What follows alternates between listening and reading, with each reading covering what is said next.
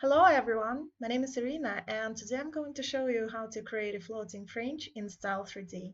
I discovered this effect by accident and thought it's worth sharing it with you. I'm excited to see how you can incorporate this effect into your own designs. So let's get started. This project began with the raincoat which I downloaded from Style3D library and made some modifications. Now I'm going to show you how to make this fringe with beadings on the edge. You can see that fringe doesn't drop, but stands upright. This effect is achieved by setting the fabric preset to trim cow leather. We start by creating internal lines where I will stitch the fringe.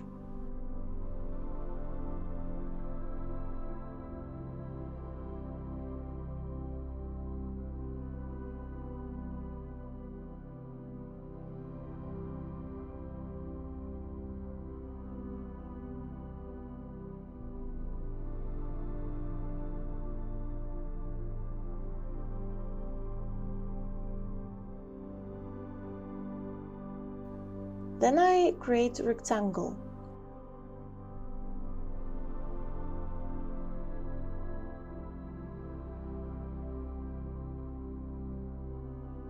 I select the vertical sides of the rectangle to distribute internal lines between segments. It's important to make the distance between lines not too small and not too large. If I make it too small, during simulation it will tangle. And if I make it too large, it will droop. In my experience, 2 mm is optimal. I select all internal lines and move it slightly from the edge. The reason I do it because if I cut it until the end, simulation will become slower. I stitch the piece to the line where I want to place it.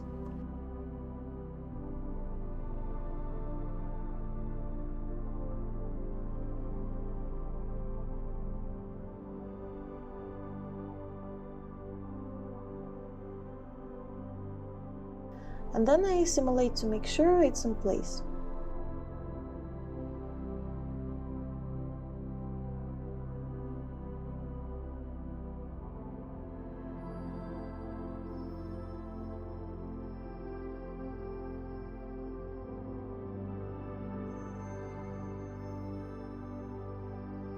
I change particle distance to 5.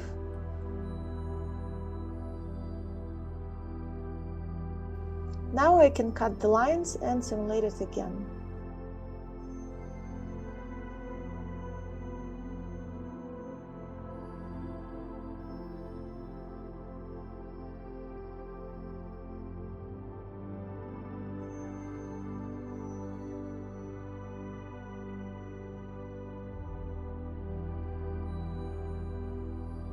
And here you can see that I already applied preset to trim cow leather.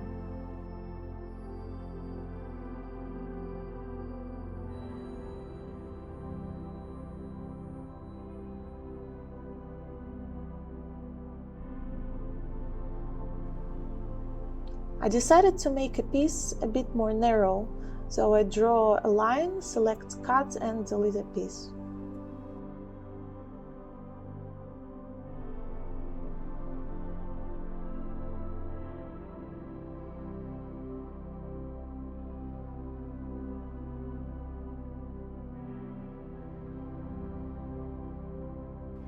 I already created a button from beading trim, and now I can place it on the fringe's edge. Later, I'll show how to create a button from the trim.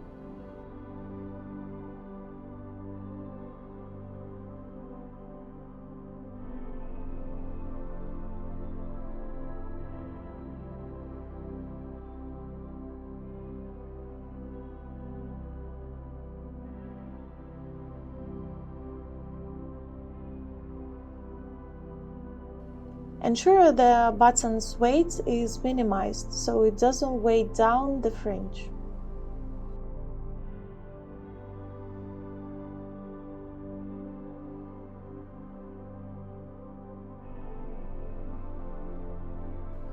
I select the fringe and create symmetry pattern with seam.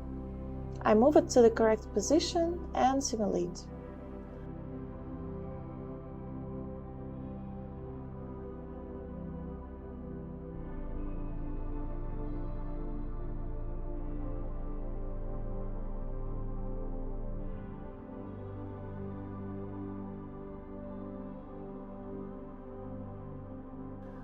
Now I copy the fringe, paste it, and repeat it as many times as needed.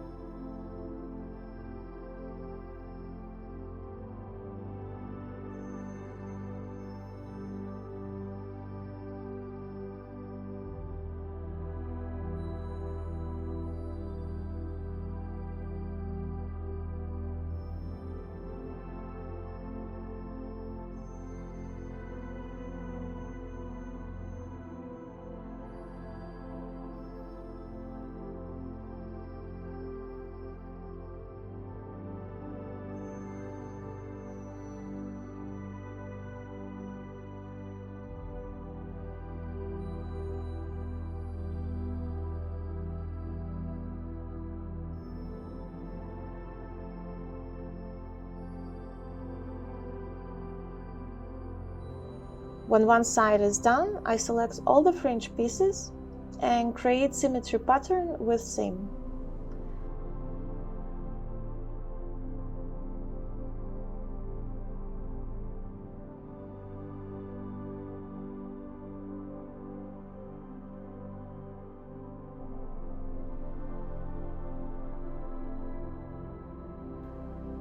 Let's see in render what it looks like.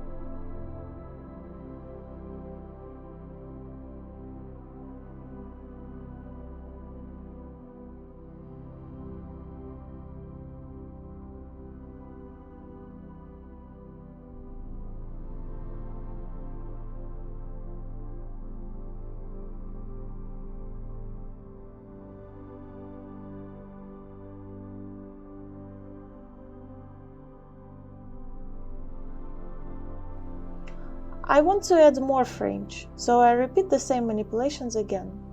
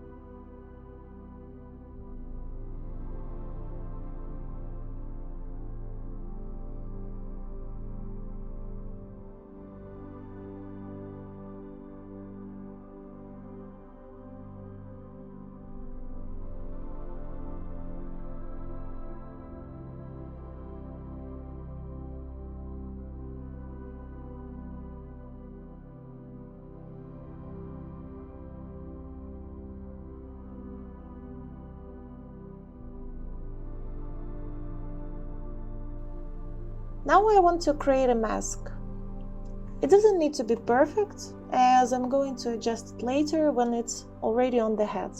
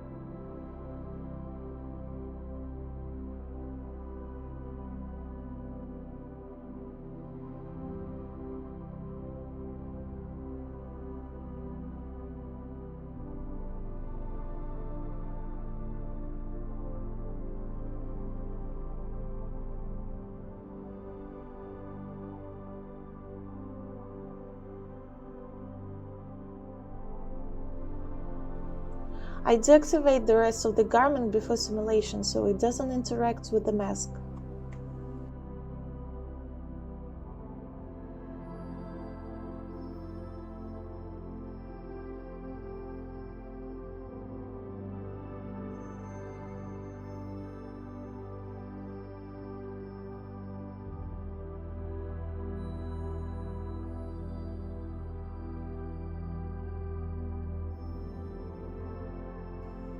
Now I can make adjustments.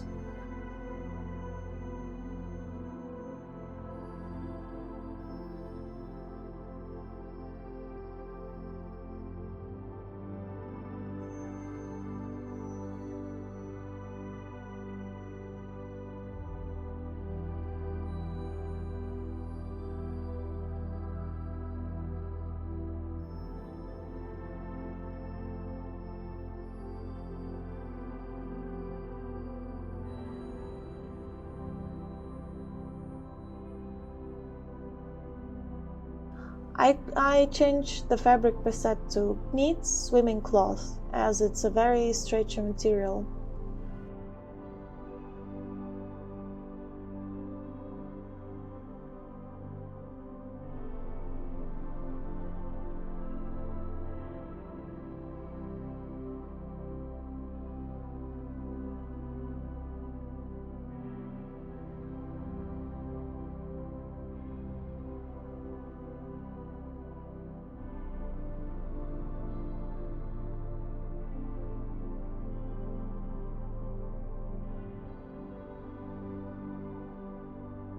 I select a seam line and set normal map and thickness to 0, so it will be not visible.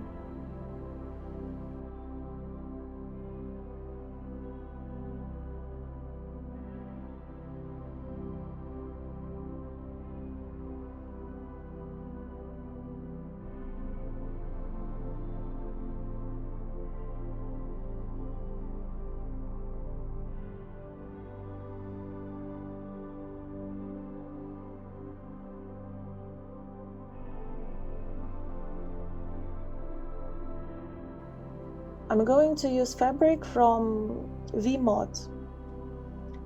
I simply drag and drop base map to texture, normal map to normal map, roughness map to gloss map, and metal map to metal map.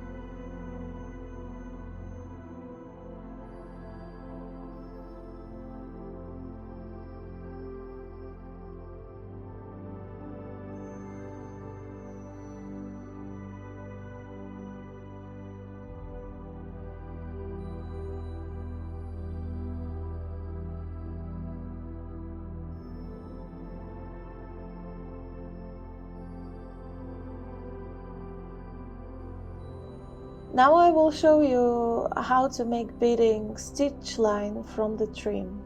There are many options of the trims available in Style3D library, and I've already downloaded a beading.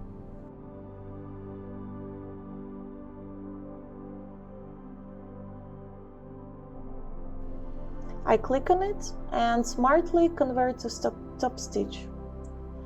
In the open window, I click on Auto Adjust Position.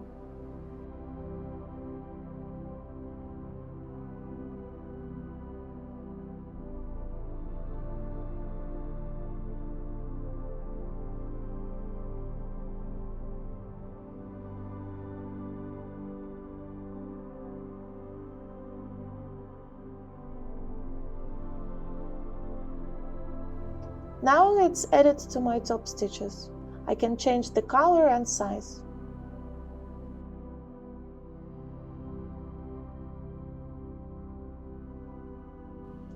I create internal lines on the mask and apply the top stitch I created to the line.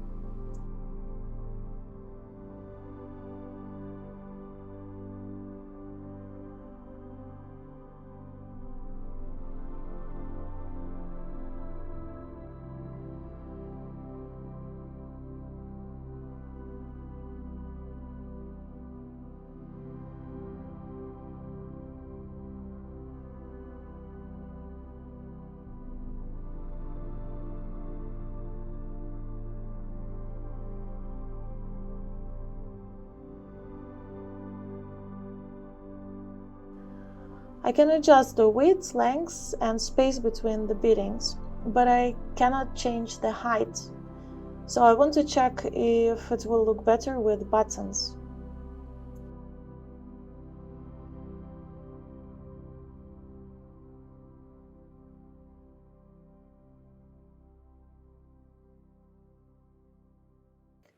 To change the trim to a button, I make the same manipulations, but instead of smartly converting it to top stitch, I convert it to a button.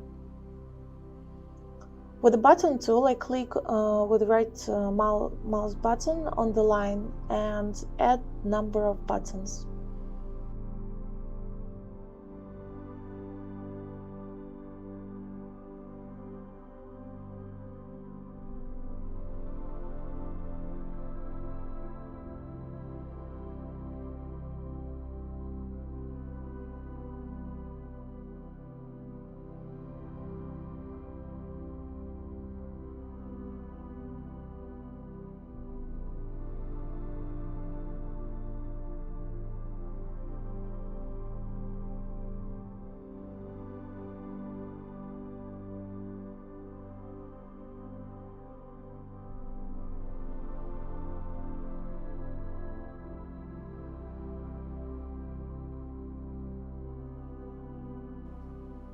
I think this looks better, but I want to have the same space between buttons.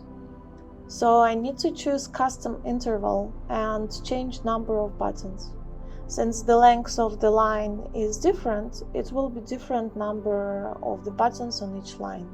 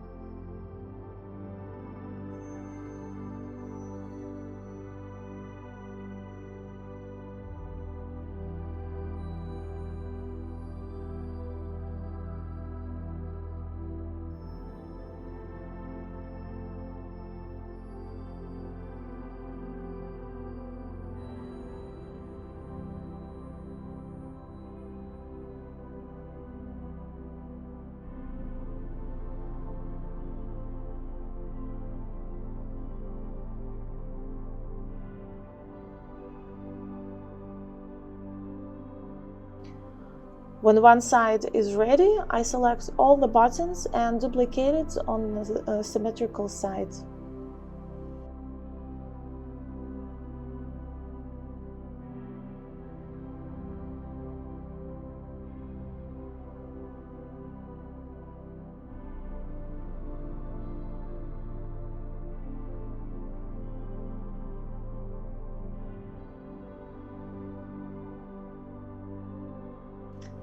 Now let's see what it looks like in render.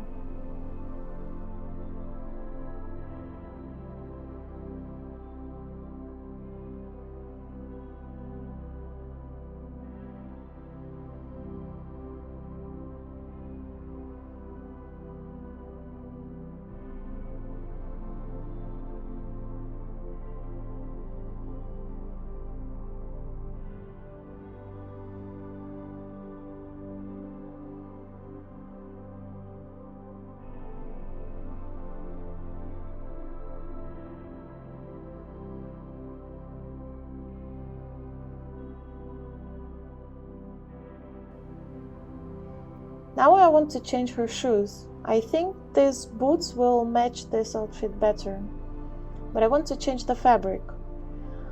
I click on the coat material to see location of the textures and copy it. Then I select the boots and click on the cross next to normal map. In the opened window, I paste the location and find the normal map.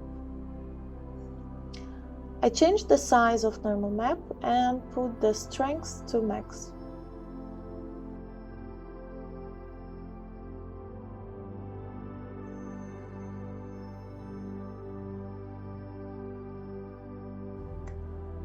I change material type to metal, but it doesn't look metal because there is a glossy map.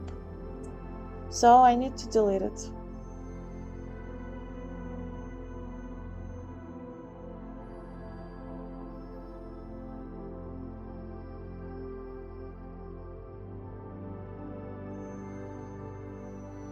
And now it's done. Simulation of the animation is done and it's ready for rendering. I hope you learned something new today, and if you have any questions, please leave them in the comments below. If you want to see more of my works, follow me on Instagram, Style3D. And don't forget to subscribe to my channel. Thank you for watching.